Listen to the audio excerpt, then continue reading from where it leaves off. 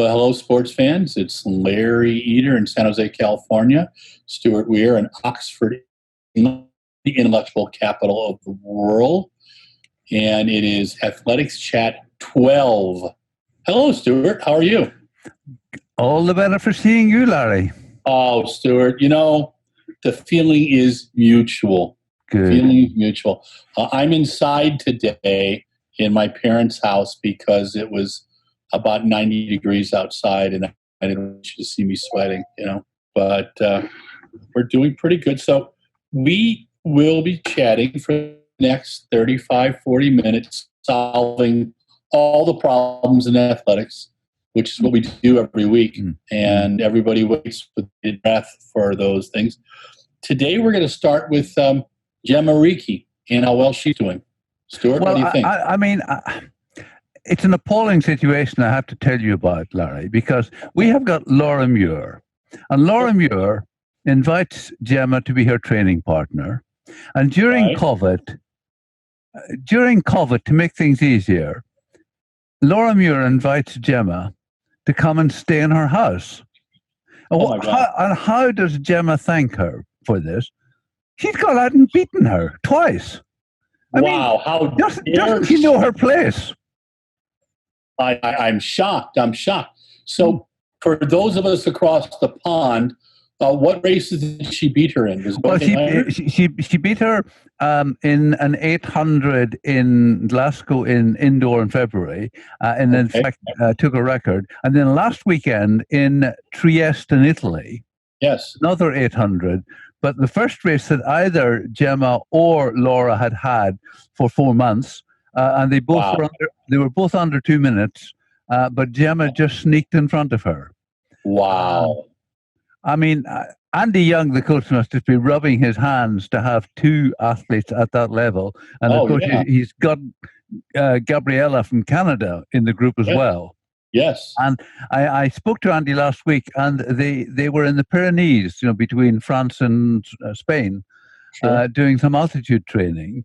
And from then they've gone to Trieste, and Laura is certainly running in Monaco. So they're trying to get as much of a season as they can. But joking aside, Gemma is just such a talent. Yes. And she's 4 or 5 years younger than Laura, and as well as running good times, she's running technically very well. Like, she won the 1500 in the Glasgow indoor event against a pretty stacked field. And to show you what she said to herself, she was complaining to me afterwards that the time was only 4:10, and she'd wanted to run faster than that. But actually, she had run a technically brilliant race, tucked in behind the two world-class athletes, and then beat them. Wow. But yet, she's such a talent, she's not even happy to win that race. She's thinking, well, I wanted to go faster. And how is Andy Young surviving in the Pyrenees? I hope the Diet Pepsi bottles leaders are coming to him. Yes. Well, actually, he's a very nasty individual, because knowing that I'm stuck at home, he's been sending me pictures of the mountains. This is my view at the moment. What's yours like? Yes. You got to send a few of those for us so we can put them up and thank Andy himself for that. Yeah. Yes. I like Andy. He's a good guy. I think he's a very thoughtful coach, and I've seen him with Laura over the last few years. I've seen him a bit with Gemma, but his athletes he has a good relationship with them, and I think that's really key. It's a good example, and I hope British athletics lets them the hell alone, and because sometimes over here, the shoe companies tend to get involved with their athletes and tell them who they should be coached by and all those kind of things. And sometimes it's good, and sometimes it's not so good, because I still think coaching is both art and science, and the athlete, there's got to be a place for both of them to get along. But, incidentally, I did a long interview with Andy last week, which will be coming for RunBlogRun probably in a week or so. Brilliant. Thank you, Yeah, sir. I mean, about his coaching philosophy, how he got into it. I'll give you just a little taster. Sure. He was the World Schools 800 meters champion in 1994 at the age of 16. Wow. So there. I mean, personally, I didn't know there was a World Schools Championship until he told me. But I looked him up. Mr. Google was able to confirm that he really did do it. Well, we got to thank the Google people. They're all over this San Jose, just so you know. But so our first topic on the list, and I think I've been to Doha 7 or 8 times. I think you surpassed my time in Doha. I think you get a gold star, don't you? I've probably been there for longer, but I've not been there more times because I've done 2 major championships and I've done about 4 or 5 diamond leagues, so about the same. Cheers. So the Qatari Olympic Federation has made it clear they're involved in preliminary discussions with IOC about hosting a Paralympics and an Olympics. And what do you think about that? Well, of course, they are hosting the Soccer World Cup next year. Sure. And interestingly, the Soccer World Cup is normally in June, but next year it's in December. Wow. Because it's too hot earlier in the year. And of course, you and I were in Doha for the World Championships last year, and they were very late. They were into October. And if you're going to have an Olympics in Doha, that will be the price of it. The Olympics will have to be in the winter. Yes. In the Northern Hemisphere winter. Mm-hmm.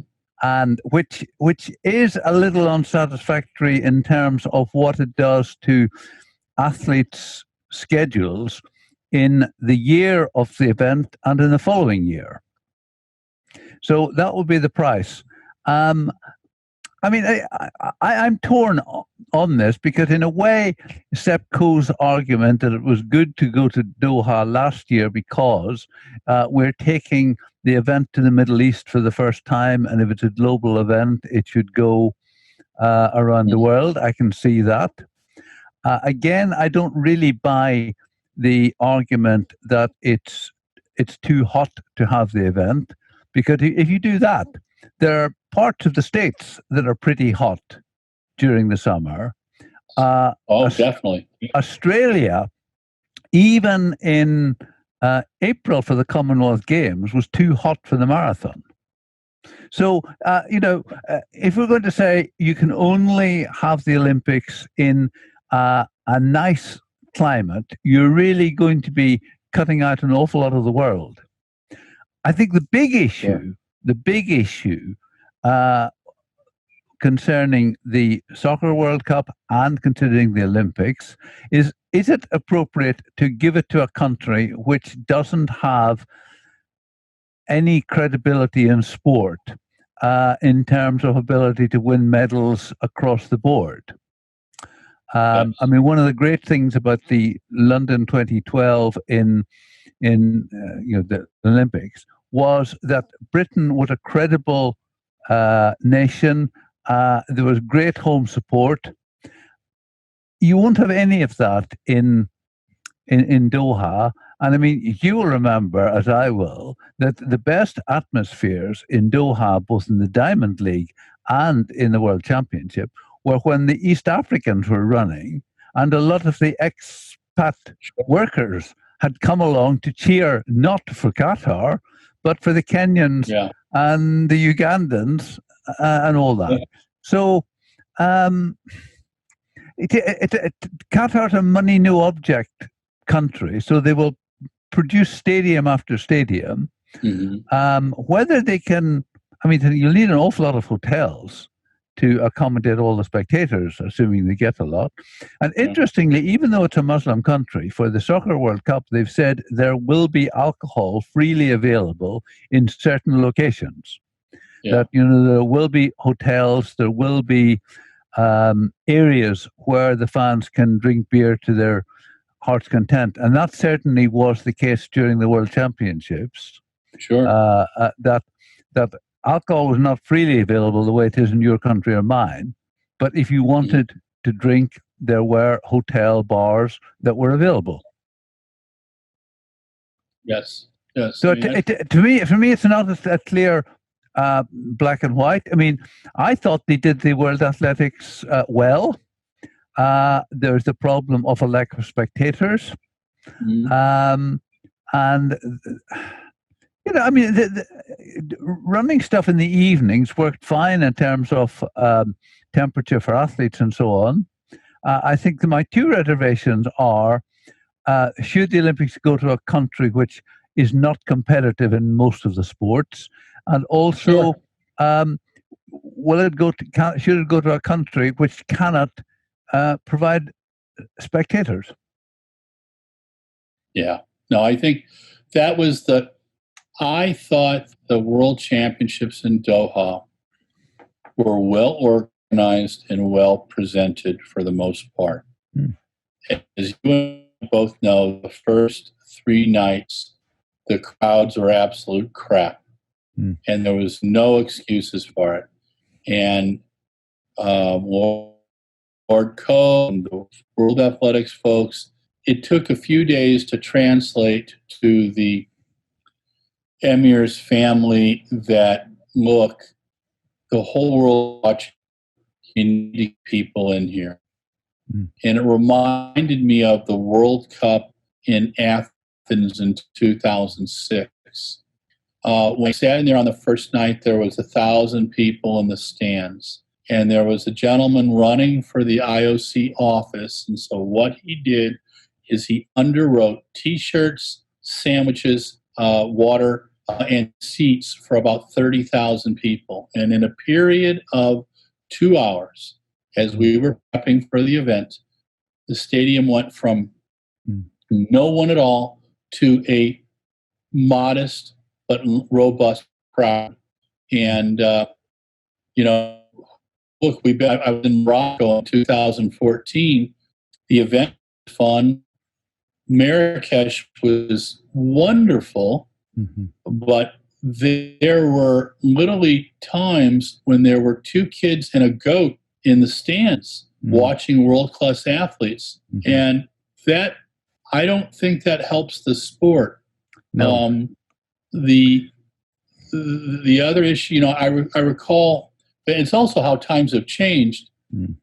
In 2008 in Beijing, I went on BBC TV for a few minutes, and they asked me what Muslim country could host an Olympics or a World Championship. And I said Turkey. And at the time, Turkey was a secular Muslim country with a strong Jewish Christian populations, and everybody got along well. And then President Erdogan decided to go the safe route and a bit more conservative, and jailing some journalists and generals and things. And it's just really not on the list anymore. The thing with Qatar is we know we'll be safe there, and with Dubai. But again, how many people are going to travel there, you know? Yeah, I mean, I think... You know, mostly just the fans. Yeah. I mean, Qatar is not a tourist destination, so it's not a place that people will think, well, let's have a vacation while we're there. But the other thing that people may not understand how Qatar works. Qatar is a country of about 3.5 million people, and less than 0.5 of a million are Qatari, and the rest are what you might call immigrant workers. And so why were there no spectators for a lot of the World Athletics Championships in October? Well, the Qataris are not particularly interested in sport, it seems, the individuals. And the other people work 12, 14-hour days. I mean, I talk to a lot of the taxi drivers, and they spend 10 months of the year in Qatar working 7 days a week, 12, 14 hours a day to save up enough money to go home and see their family for a month or 2 months, and to send money to their family every week.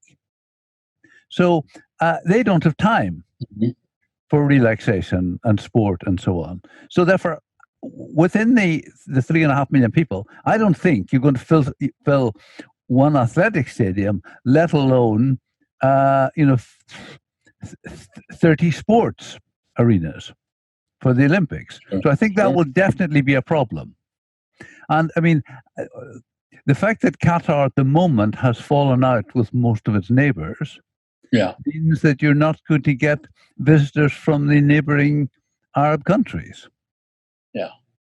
So I think certainly the smallness of the country, its lack of sporting pedigree, and the lack of spectators are major drawbacks.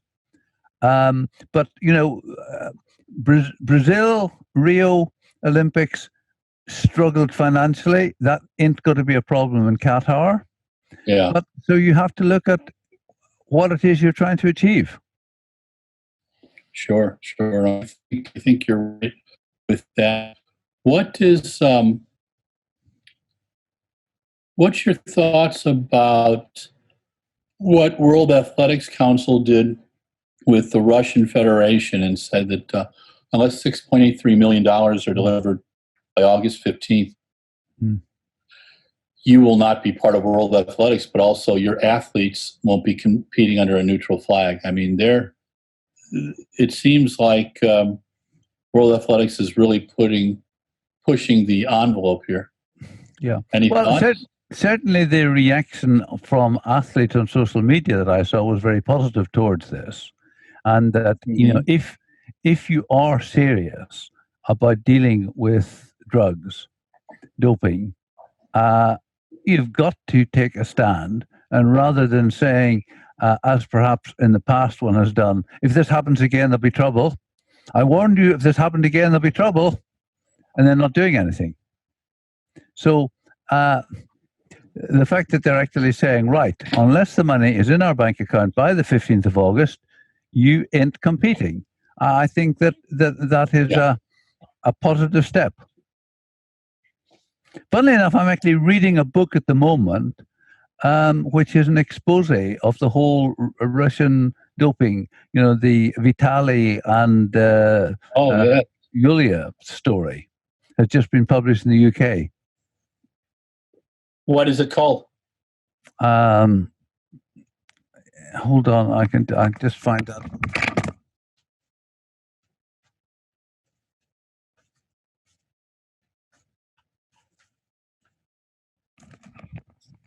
It's called The Russian Affair. Oh, nice. I got to find that book. Okay. I'll send you details of it. Yeah. Thank you. You going to review that for us? Yes, I am. Yeah. Awesome. I'm about halfway through it. All right. I just moved closer to my server so we don't have any more of the weird things. I think from now on, this is where I will sit because my server tends to be, again, this is the company that Samuel Morse, it was built on Samuel Morse's body, I believe, AT&T. I despise it. But anywho's, they were the ones who gave me a $64,000 telephone bill after Doha, Stuart. Seriously, I thought it was a joke, and I just had it cleared from my billings a month ago, which meant that I had to take everything off auto pay because the $4 I have in my bank accounts would have been taken out, and I wouldn't have been able to get daily coffee or tea. So, which I know just disturbs you because you do find me disturbing sometimes. But let's just the thought of you being without coffee. I mean, what worse could happen? That's the whole thing. Legally, I told my lawyer one time if I could have something that said that without coffee or without tea, with a lot of honey, I should not be allowed to make any decisions at all. And I think people standing by. And now the server is actually working. The router is actually working because I could hear you speaking, but every once in a while your face was. So this will be our position. This is my father's old office, and it's kind of fun to be in. But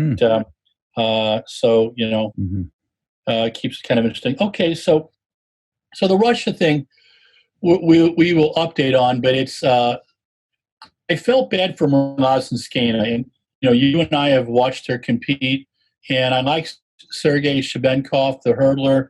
I always felt bad for him because the poor guy will have a great competition, and there's 30 Russian reporters there, and they all want to know what's it like not to compete with your country's flag. And I can see him getting upset. I can see him being furious, and so it's sad sometimes. You just don't know how to approach it. And Lazenskaya, the rumor was apparently last week on the Russian news services that she was going to emigrate to Belarus, and her manager, the heptathlon champion Olga Nazarova, I think, said no way, she's staying Russian. So we'll have to see what goes on. Our next thing is coronavirus update. As you know, we're in a nightmare over here, and I'm in California, and they hit 500,000 positive cases, and there's all kinds of other craziness going on, and I suspect we're going to get into a lockdown in the next few weeks again. And I know the weird one was, so I would fly from San Francisco to Chicago and then to Madison to get home. Well, I can't get out of Chicago right now because the state of Wisconsin is on quarantine from Illinois, which means that I spend 14 days in a hotel in Chicago, which I'd rather spend 14 days in a hotel in England so I can get fish and chips and other things.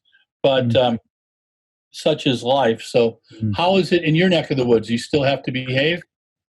Yeah, I mean, we are gradually opening up, but then the experts are saying, look, we've probably reached the limit of what we can do.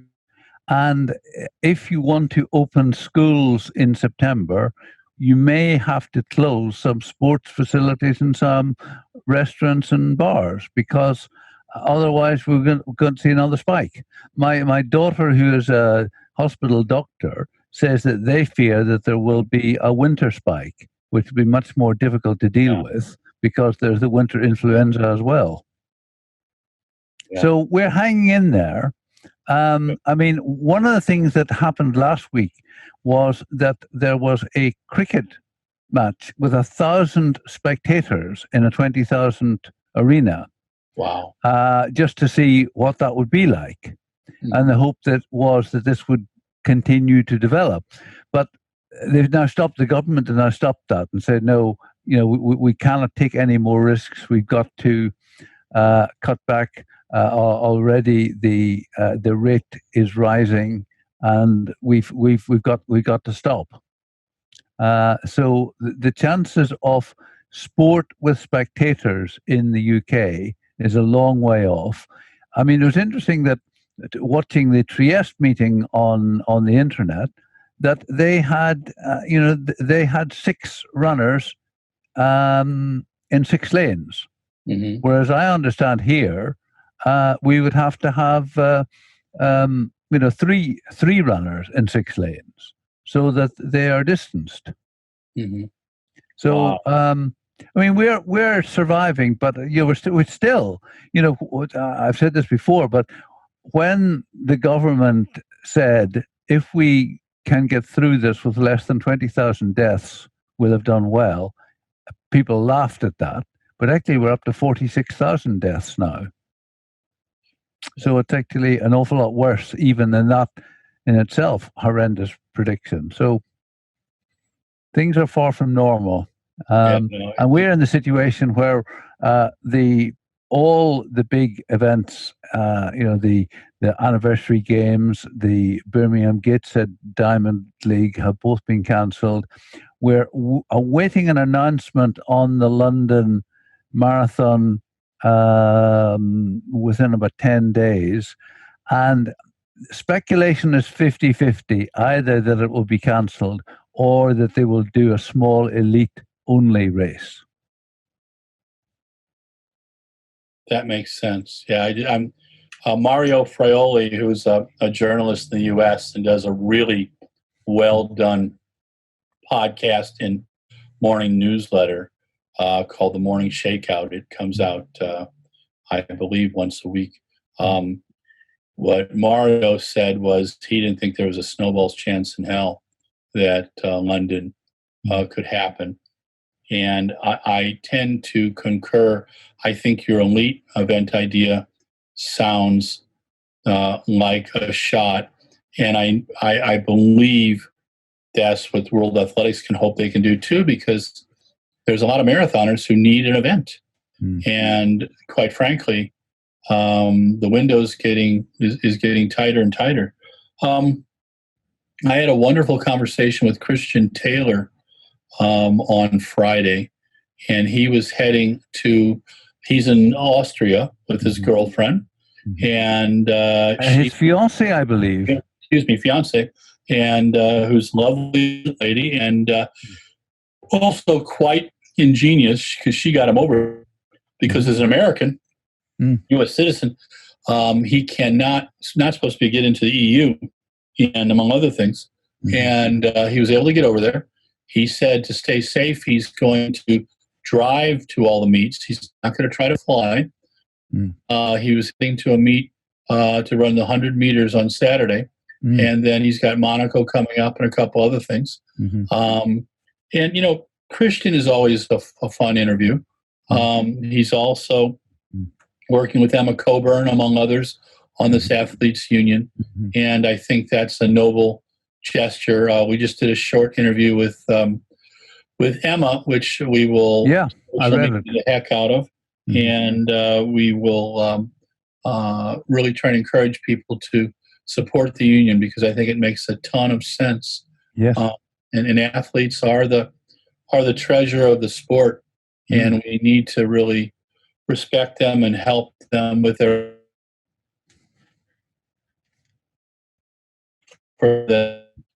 and so many changes, and continued changes, and that the pocketbooks are going to get rather tight with World Athletics and the sponsors. That's just the way it is without any events. Some of us don't think about it, how much that relies, how important it is. And BBC, without BBC being able to put on athletic events on TV, that's big money for British athletics. So, it is, yes. We'll have to see. We recently had the anniversary of Steve Cram winning the 800 at the Commonwealth Games, and then also coming back and winning the 1500. And have you ever had a chance to interview Steve? No, I haven't. I mean, I see him around. He's mainly doing TV commentary. I've this week, one of my posts is about him coaching Laura Whiteman. Yes. And in fact, there's a rather fun video of her pacing him. Oh, God. In a run. Except that she finishes pacing him and just walks away as if she's out shopping, and he's dying. It's rather funny. We will have to find that. I like Steve. I get a chance to chat with him at a lot of the major events, and I think he's given a lot back to the sport, and I like seeing that. I respect. That's what I always respected about Brendan Foster is how much his heart was into everything. Yeah, and there was an obvious love of the sport, and that's the same with Steve. I recall he and his wife have this wonderful group where they bring water to schools in Kenya.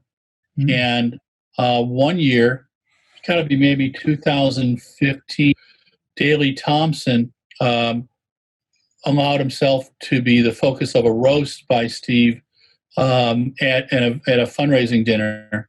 And it was, I got to see a different view of Daley Thompson. It was really nice to see the community come together. And I think one of my favorite things each year is to watch Steve with Paula Radcliffe doing the London Marathon. Yes. They seem to do such a great job with that. Yes. And Yes. it's good for the sport. You know? Yeah. Have you spent any, I put Paula Radcliffe next on the list. Have you interviewed her, spent any time with her at all? Not really. I once queued for her at an airport, but of course she lives in Monaco. Okay. Yeah. Yeah. So she's not in the UK a lot. So I don't really know her. She sort of was competing before my time, really. Sure. Holly Bradshaw. Have you spent time with Holly? Yeah, I know her. I mean, she's just had her first outdoor competition this year, which 4 months. Really? Since the last one, and in Finland, and she did 473. Oh, nice! That's a good one. Yeah. Well, it is, because Holly is one of these jumpers who actually will tell you that she's more comfortable jumping indoors than out. Mm-hmm. Yeah. And Holly is one of those people who is never going to get 5 meters, and therefore is not going to win a major championship, but she's consistent. Mm-hmm. And she's sort of, the number of times she's been in a major event to be in the top 5, that's just normally what she does. And she seems to have a lovely working relationship with Coach Scott Simpson. Mm-hmm. Although not quite as good a relationship as Sally Peake had with Scott, because Sally was one of his athletes, and then they got married. Oh, wow. Okay. That's interesting. Yeah. Holly has had this ability to be in the thick of the battle in global championships. You've got Katerina Stefanidi, you've got Sandy Morris, you've got Katie Nagiot, you've got Jen Shore, you've got Angelika Sidorova.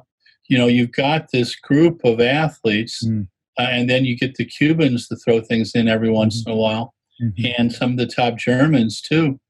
And you really have this global dozen that's pretty amazing in the women's pole vault.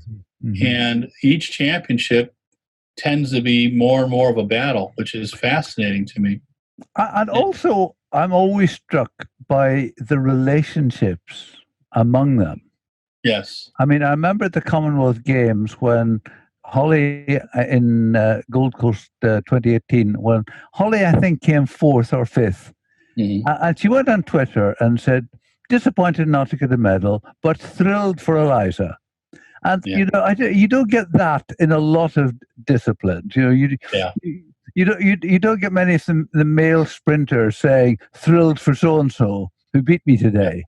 Yes. But you do get that. And I mean, the 2018 World Indoor in Birmingham, where Katie Nagiot was really disappointed with her performance, but she stayed out there and sat next to Sandy Morris and was almost a kind of assistant coach for Sandy, and was sort of picking up her poles for her and encouraging her. And again, that was lovely, the way Katie moved on from her own personal disappointment not to be in the medals.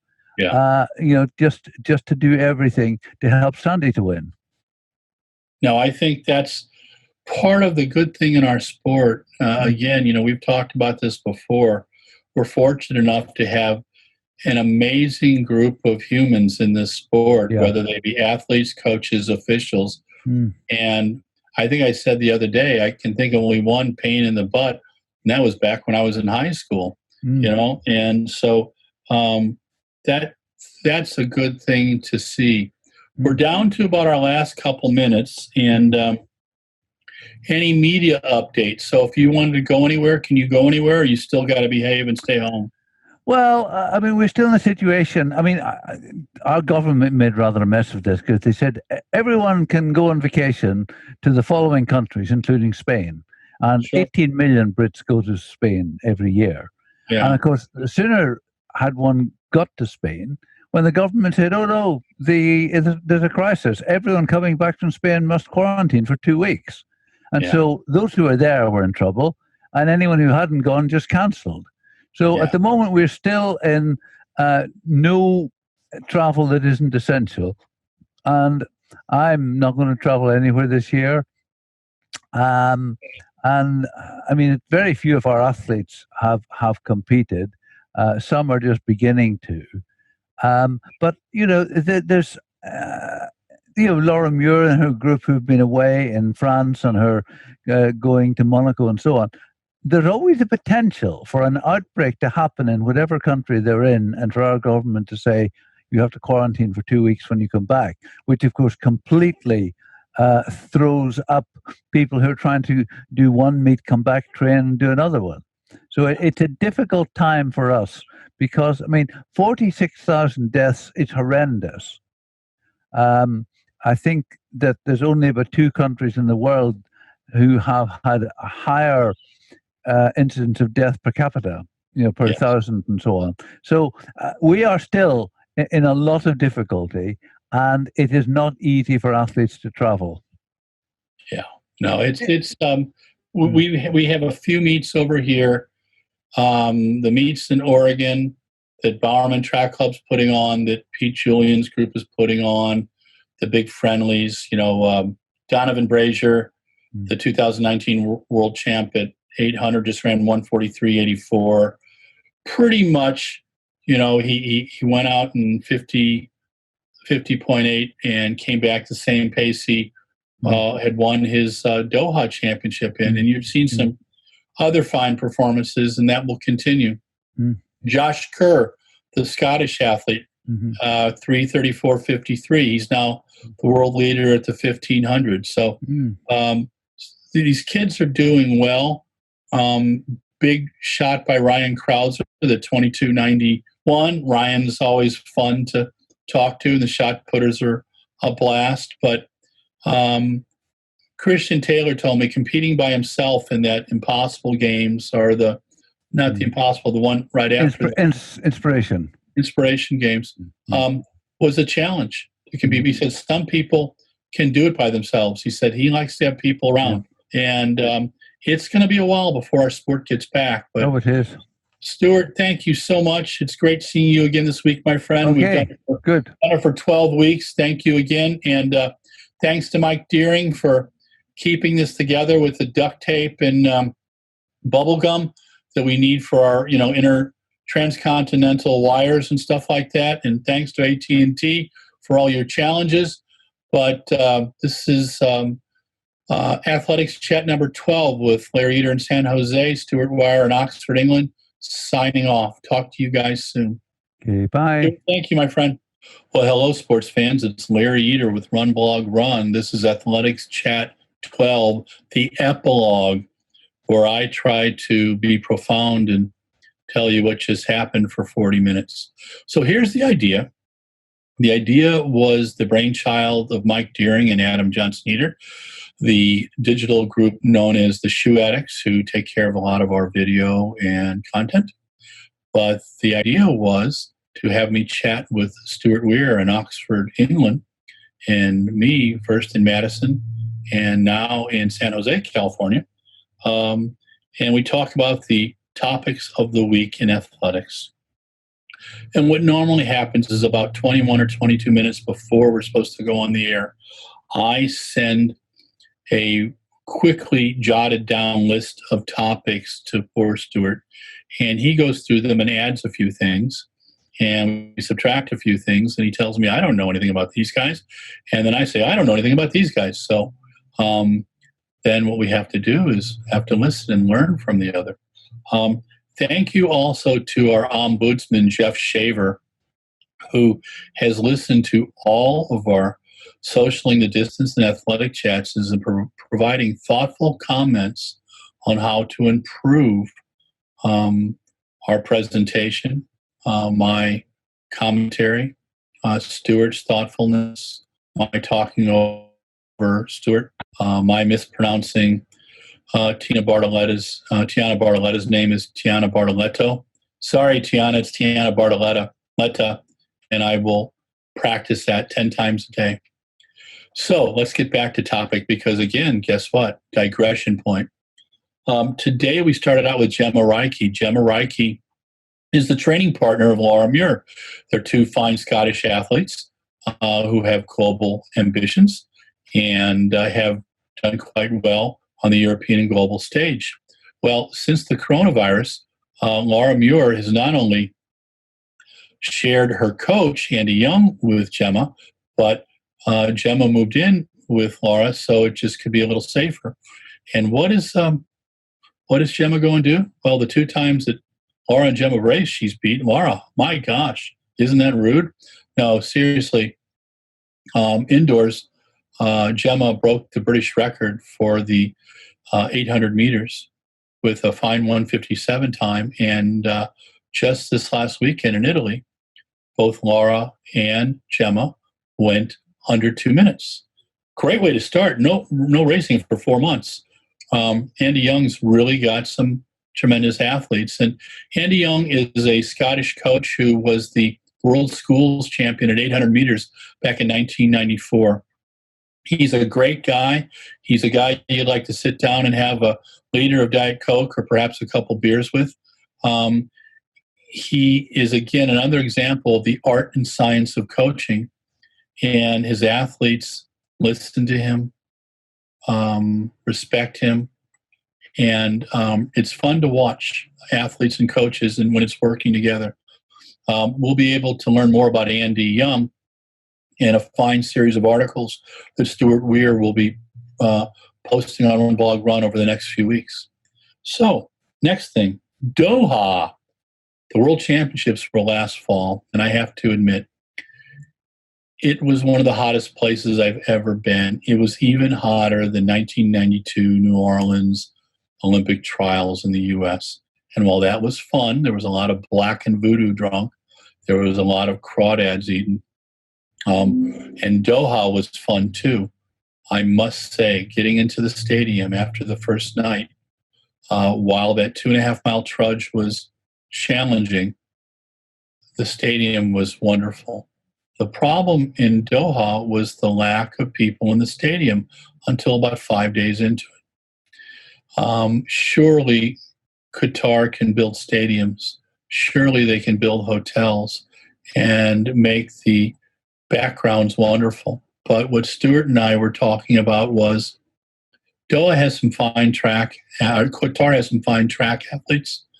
But the 3.5 million people in Qatar, about 3 million of them are working immigrants. Some were expats, and many have been there for a long time. But it seems the crowd's made up of Ethiopians and expats and Kenyan expats coming to see their athletes and Ugandan expats, and plus the travelers. Perhaps Qatar will consider working with other countries on a group Olympics, which is where it needs to go. One, because of future pandemics. Two, because of cost issues. It's getting prohibitive to put on an Olympics. And three, because that would really bring the world together. Think about athletics in Doha, football in England, something in Greece, something in Tokyo. Boy, the TV guys would really go crazy. So we'll chat about that another time.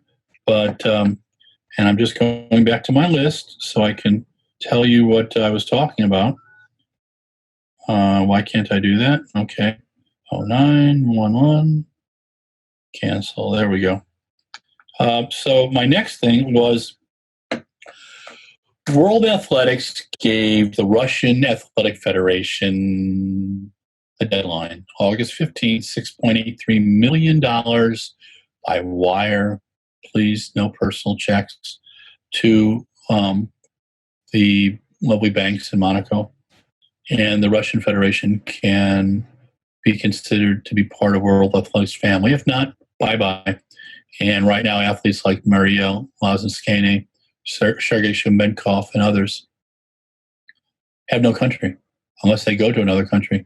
Maria Lazinskaya told, or her manager, Olga Nazarova, former heptathlete, gold medalist, told Russian media that Maria is not considering giving up her Russian citizenship and going to Belarus. Coronavirus update. Well, in the UK, you've got 46,000 dead. In the US, you've got 154,000. People seem to be getting fatigue all over the world with it. In France, the numbers are up 54% in a week. Spain, there's issues. The UK told its citizens that they could go to Spain, go to Portugal for vacation. And then as people were flying over, oops, can't go to two of the favorites, Catalonia, with Barcelona or Madrid, and a few of the other parts of Spain.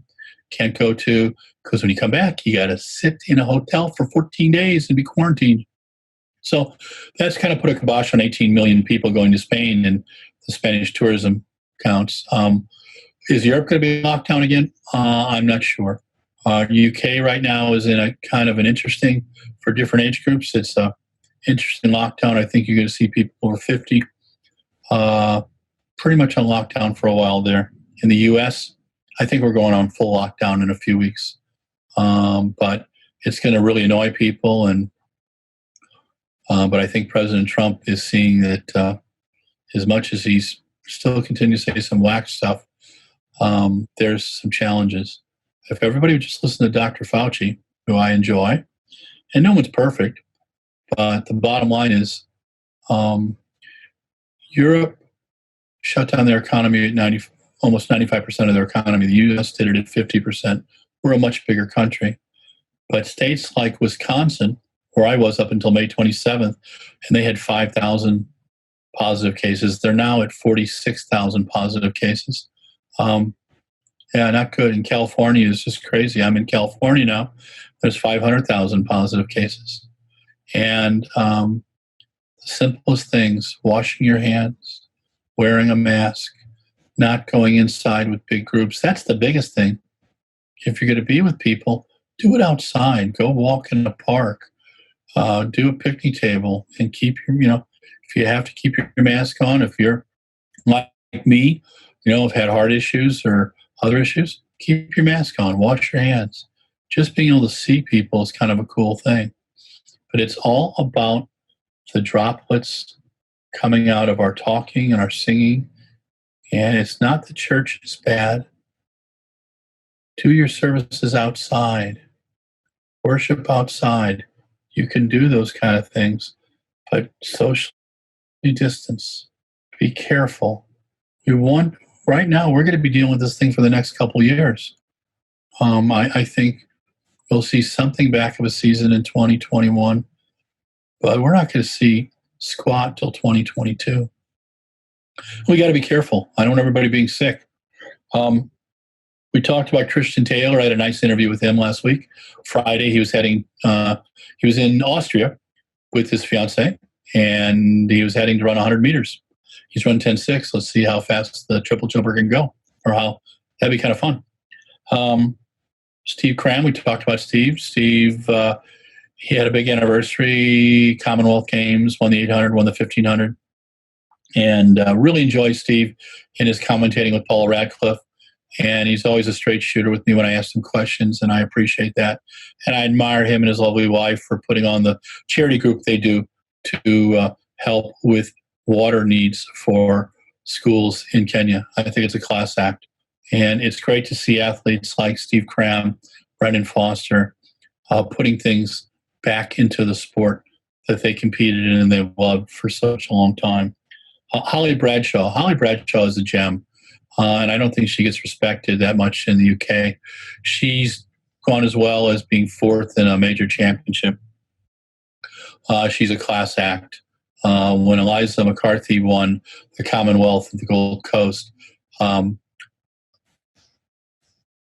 was gutted, but she said how happy she was for Eliza. And I think that's a class act. And you see that in the sport. And that's one of the cool things, again, in my professional time as a journalist or pretending to be one, there's very few athletes, if any, that have been jerks. Most of them were wonderful. They're a lot of fun, and they learn something new each time. And the same thing with coaches and officials. I know I drive officials crazy a little bit, but thank God they're patient with me, and coaches too. But the Zoom things are going to continue to happen because guess what? We got to be careful. And send me a note at runblogrun@gmail.com on some topics that you like. And we'll try to do those. But I want to thank Stuart Weir again. This is 12 weeks of this poor guy putting up with me. He's fantastic. And Mike Deering and Adam Johnson-Eater of the Shoe Addicts, thank you very much for producing and managing these broadcasts. And you, our dear viewers, please pass them around. The more people who watch stuff, the more people see things, the better it is for us. We can make a little bit of money, pay some bills. And this is Larry Eater with Run Blog Run. This is Athletics Chat 12. It's August 3rd, 2020, San Jose, California, Estados Unidos. Bye, kids. Talk to you soon.